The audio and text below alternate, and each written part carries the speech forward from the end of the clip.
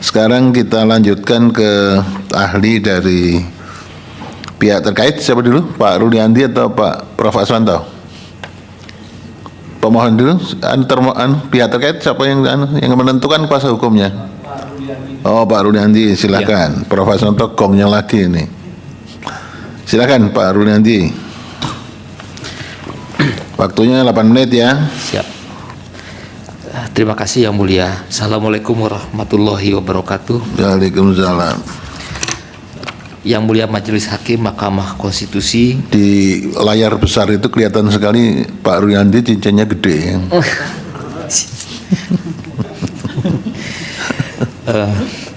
Tadi dilihat sama Prof. Eni soalnya itu sekarang cincinnya kok udah gede-gede gitu.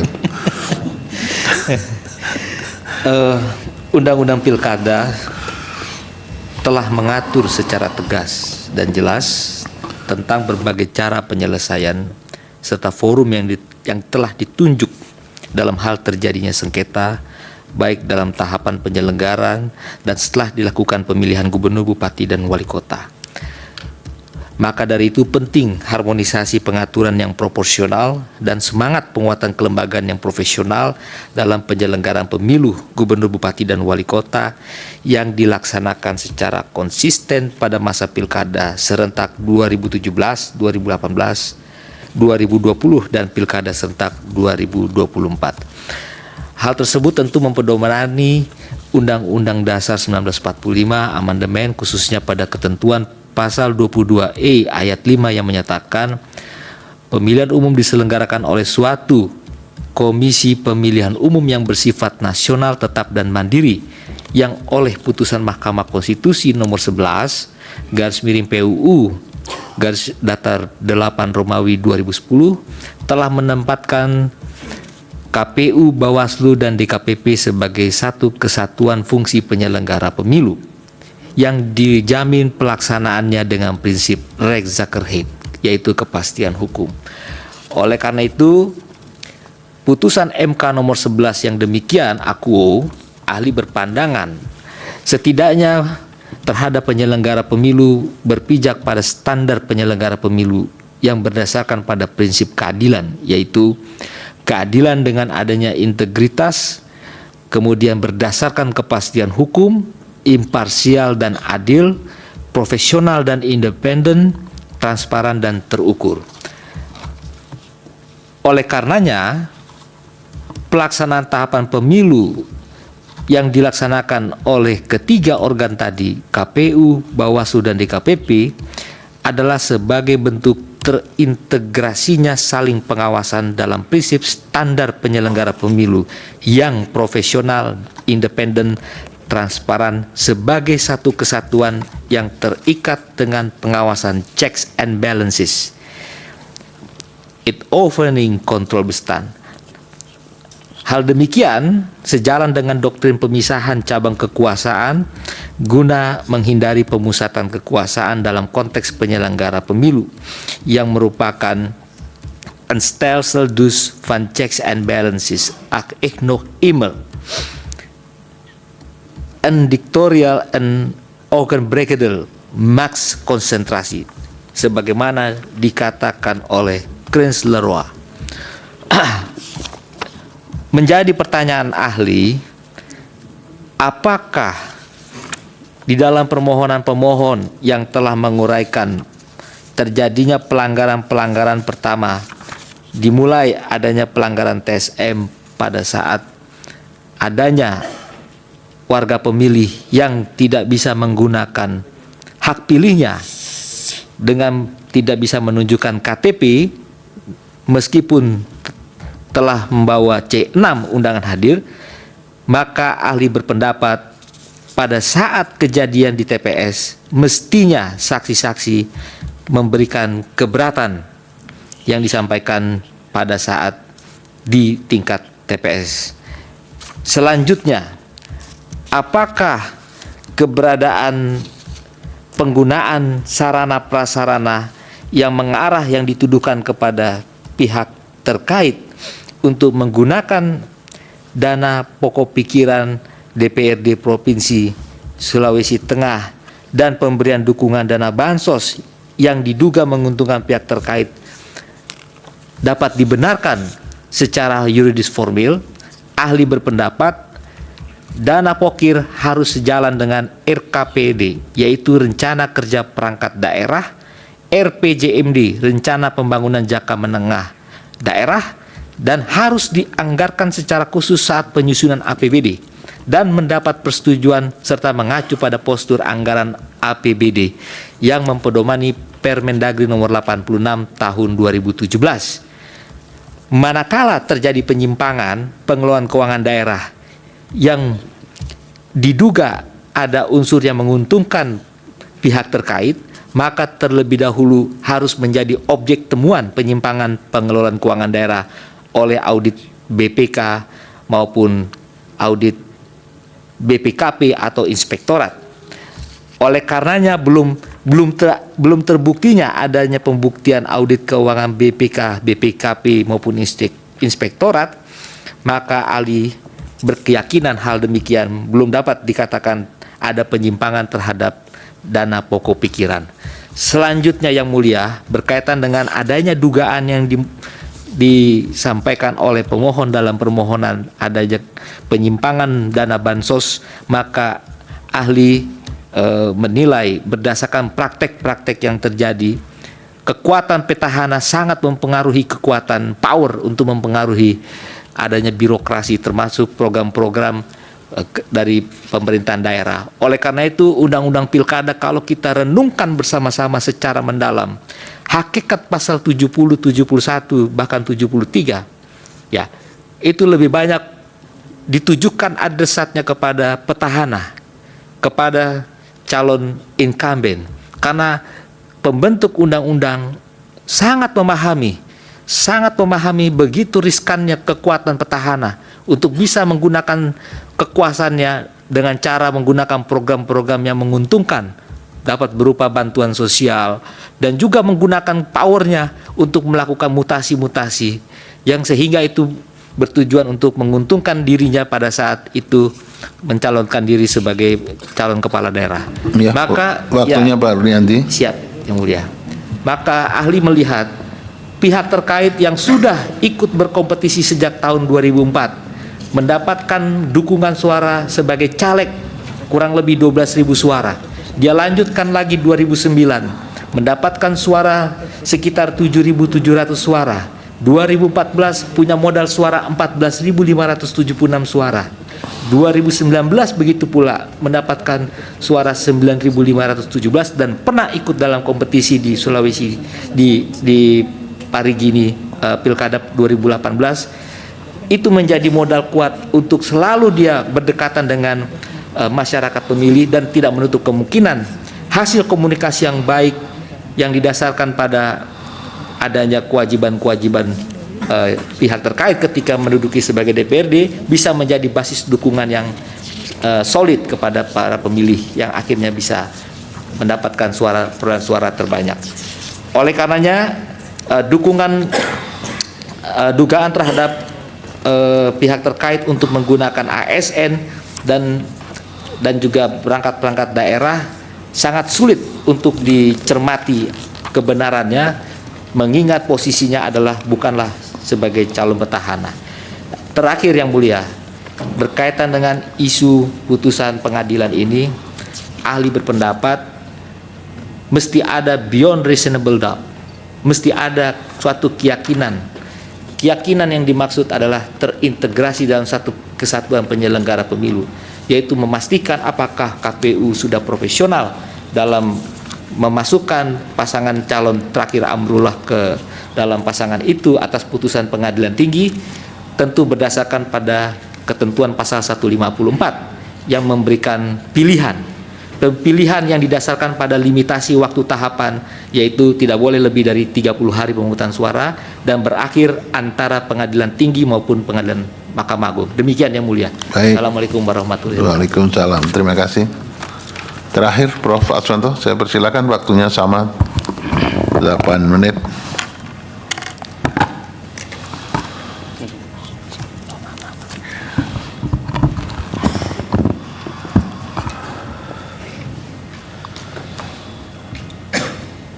Terima kasih Yang Mulia. Bismillahirrahmanirrahim.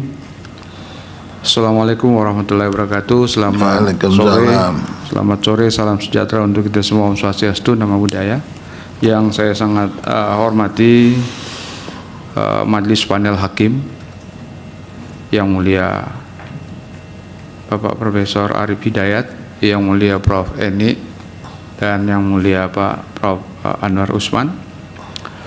Yang saya hormati para pihak, tentunya pihak yang minta saya sebagai ahli, dalam hal ini pihak terkait.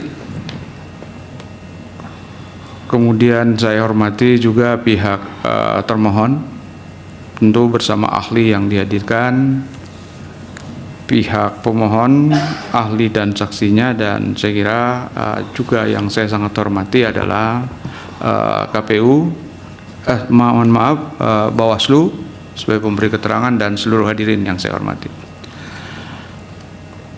Yang Mulia, keterangan yang saya berikan dalam perselisihan perkara akuo, perselisihan sengketa hasil perkara akuo pemilihan Kabupaten Parigi Motong adalah sebagai berikut. Saya ingin memulai dengan kalimat bahwa saya tidak ingin membuat simplikasi terhadap perkara akuo. Sebenarnya kalau kita lihat substansi dari perkara akuo adalah ada pasangan calon kepala daerah Parigi Motong tahun 2024 yang sudah mendaftarkan diri dan sudah diverifikasi sesuai dengan peraturan perundang-undangan oleh lembaga yang berkompeten, dalam hal ini KPU Kabupaten Parigi Motong. Tetapi kemudian menurut hasil verifikasi itu calon yang bersangkutan tidak memenuhi persyaratan sehingga diberi status TMS.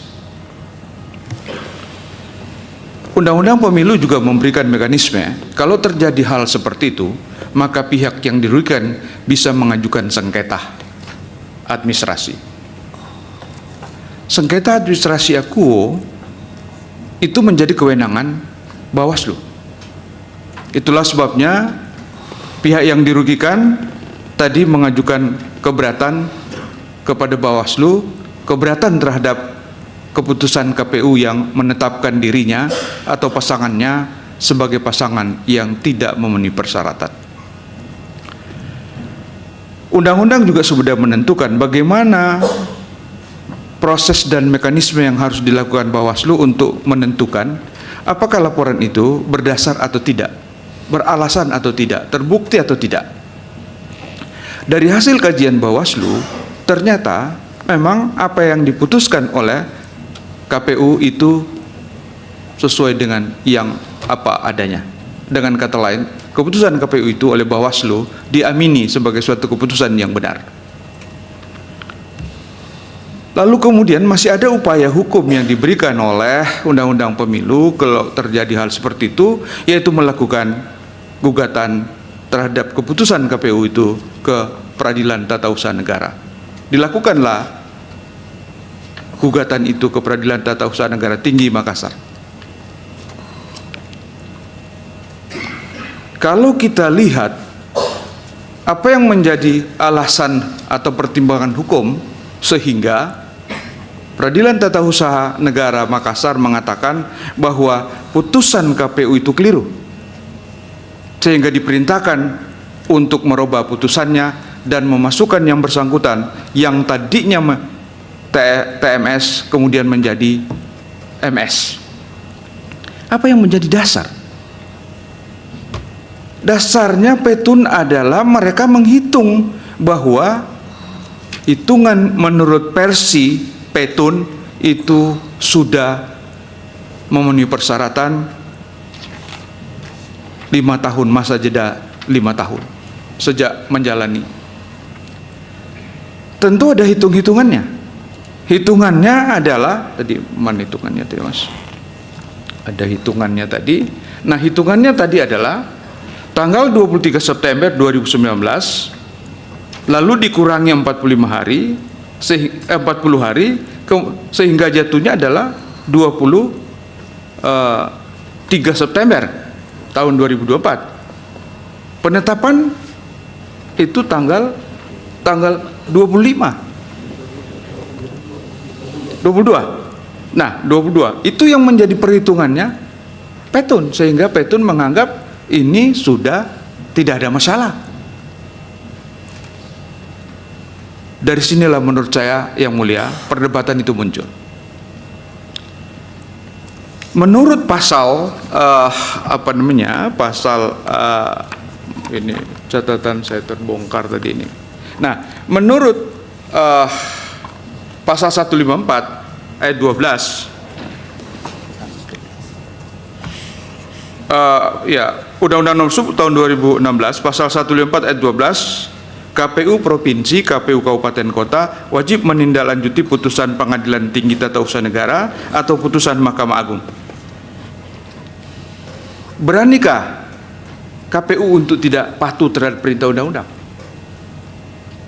Sudah cukup banyak teman-teman KPU yang dipecat karena dianggap tidak patuh pada peraturan perundang-undangan oleh DKPP. Sehingga menurut saya ini yang menjadi alasan sehingga KPU merubah putusannya dan kembali menetapkan yang bersangkutan menjadi MS. Di mana persoalan hukumnya yang keliru? Salahkah KPU? Salahkah Bawaslu?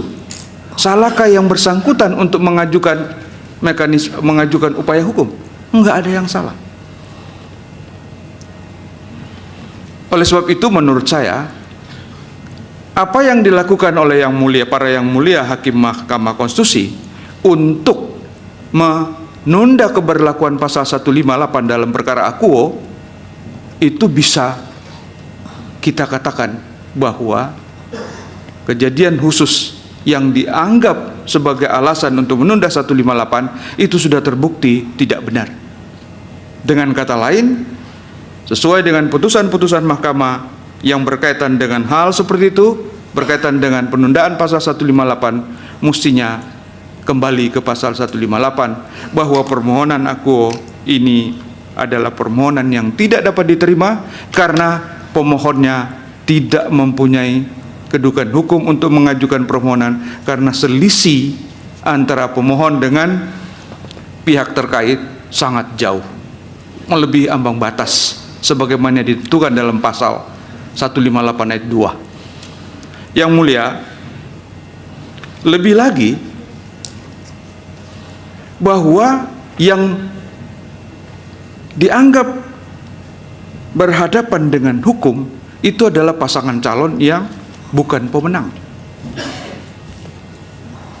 Satu prinsip atau asas di dalam hukum bahwa kesalahan orang lain tidak boleh dibebankan kepada orang lain. Pihak terkait tidak ada salahnya.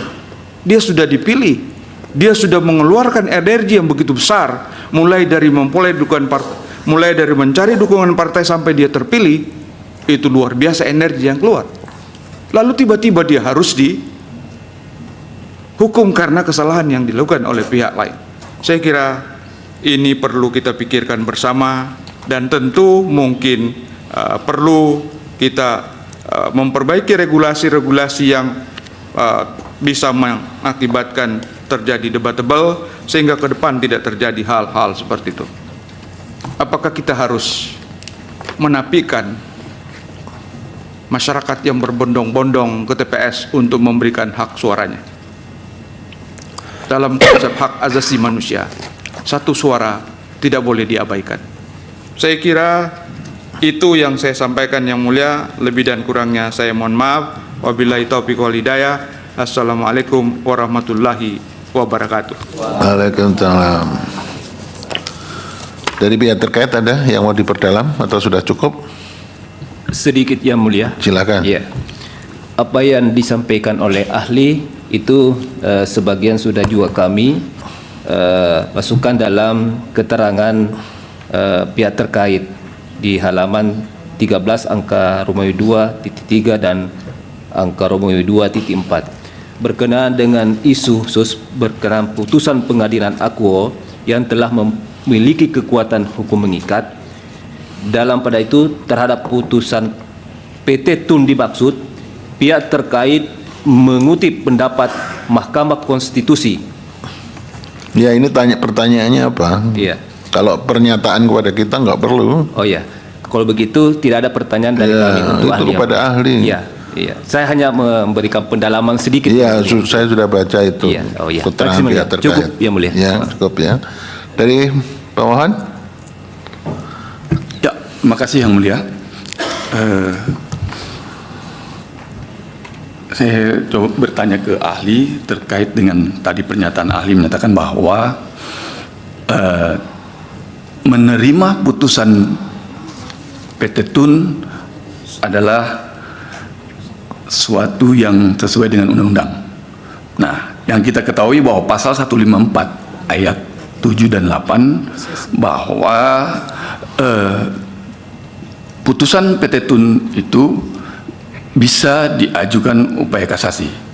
Artinya, apakah termohon melakukan upaya kasasi itu dianggap melanggar undang-undang? Terus yang kedua adalah soal tadi C6 terkait dengan pemberitahuan. Ya, ini fenomena yang memang terjadi pada pelaksanaan pilkada serentak hampir di seluruh. Nah, apakah C6 atau CKWK pemberitahuan itu kan diproduk dari KPU? Apakah itu mendapat ahli, apakah C6 itu sebagai sebuah keputusan atau bukan? Mungkin itu. Terima kasih Yang Mulia. Baik, silakan. Pak Yuliandri. Atau Prof. Hasanto, silakan. Saya dulu Yang Mulia. Ya. Terima kasih kuasa pemohon atas pertanyaannya. Dari perspektif hukum tentu kalau kita bicara mengenai pelanggaran, maka pelanggaran itu adalah implikasi dari keharusan atau implikasi dari kewajiban.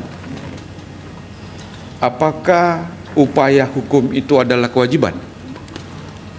Saya kira kita yang pernah belajar hukum paham betul bahwa itu adalah hak. Hak kalau tidak digunakan tentu tidak ada konsekuensinya. Bahkan kalau menurut saya, karena itu sudah perintah dari pengadilan dan aturannya menegaskan harus dipatuhi. Di bayangan saya ketika KPU akan menjalankan putusan Petun itu, di benaknya berkelahi dua hal atau ada perdebatan di benaknya, dilaksanakan atau tidak dilaksanakan. Dan saya yakin ketika itu ketika ada perdebatan di benaknya, yang namanya penyelenggara Pak itu mestinya paham semua regulasi. Saya kira tidak ada penyelenggara yang tidak pernah membaca pasal 180 Undang-Undang 10 tahun 2016. Undang-Undang 10 tahun 2016 ayat 2 tegas sekali.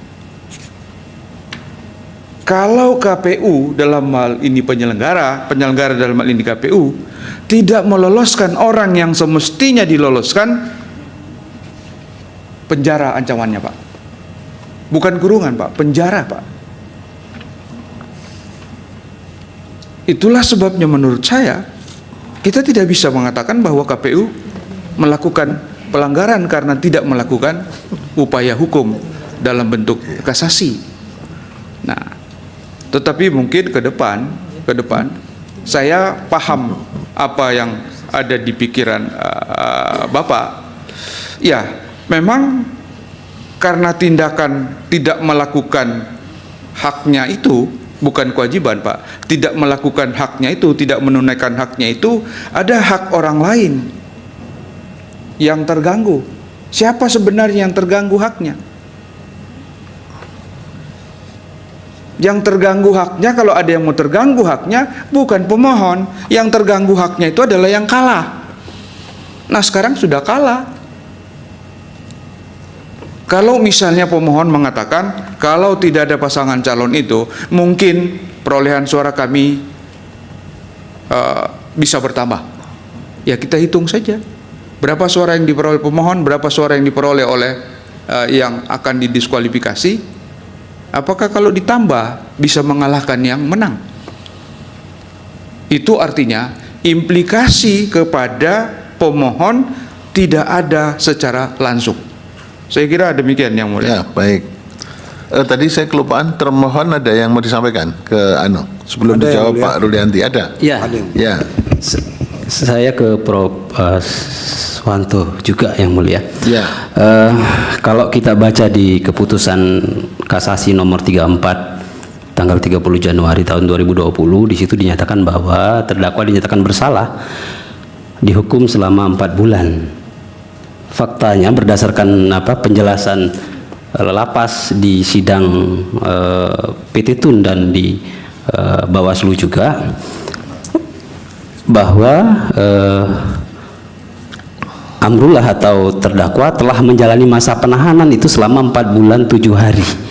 Nah, dari mana sebenarnya mulai menghitung dia dinyatakan bebas, terlepas hubungan dengan teknis dan administrasi dengan peradilan? Apakah setelah menjalani hukuman 4 bulan 7 hari atau setelah 4 bulan saja? Karena dia sudah menjalani hukuman di awal tuh ada kelebihan 7 hari. Seperti apa Prof menilainya? Terima kasih. Silakan Prof. Aswanto. Ya, terima kasih. Ini sepertinya saya diuji.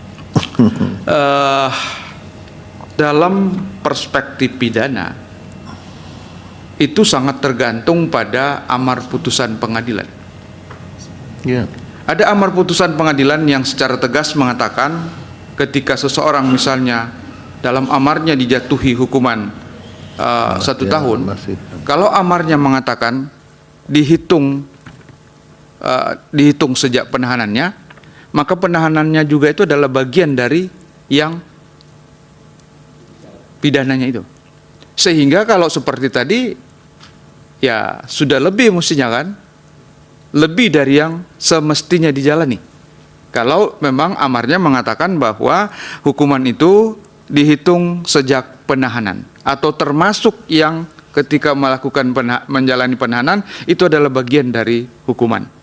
Nah, saya tidak sempat menghitung-hitung itu Pak, tetapi secara teori seperti itu caranya dalam perspektif pidana, sangat tergantung pada amar putusan pengadilan.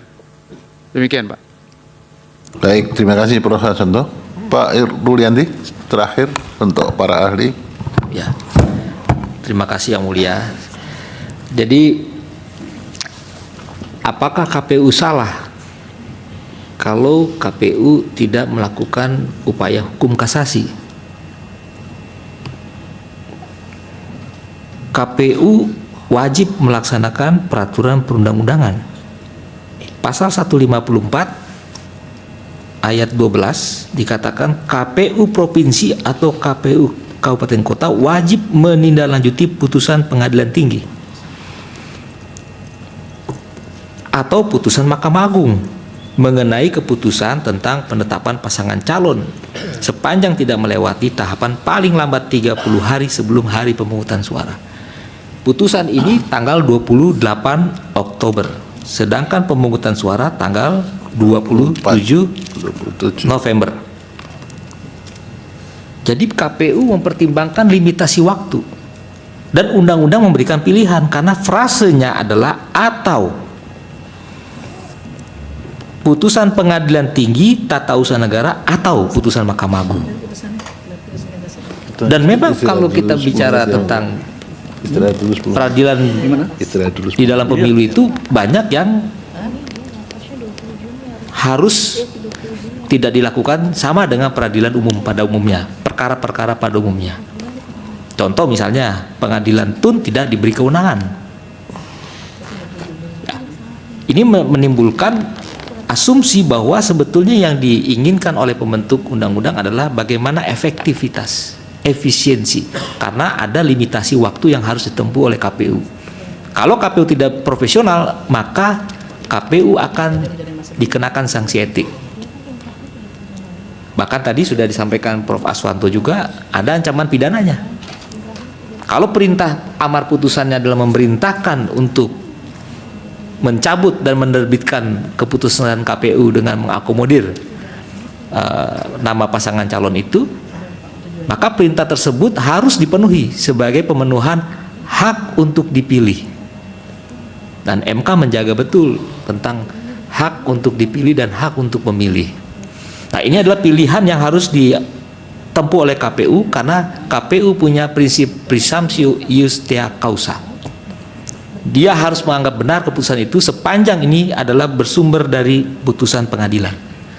Yang bisa membatalkan hanya prinsip contrarius actus, KPU sendiri mencabut karena waktu itu KPU menyatakan tidak memenuhi syarat, dicabut. Dan atas perintah pembatalan oleh pengadilan tata usaha negara. Begitu ya. Terima kasih yang mulia. Oke. Baik, terima kasih Pak Ruliandi. Untuk para ahli sudah kita selesaikan pemeriksaannya. Terima kasih pada para ahli. Dan saya nggak pakai pampers, terpaksa harus ke toilet. Jadi kita sambil para ahli bisa meninggalkan ruang sidang, kita lanjutkan memeriksa saksi, kita break 10 menit, nanti kita lanjutkan. Terima kasih para ahli, Pak Abdullah, Pak Saiful, Pak Imawan, Prof. Asanto, dan Pak Ruliandi atas keterangannya. Semoga bermanfaat pada hakim untuk mengambil kesimpulan. Ya, baik, sidang diskors 10 menit.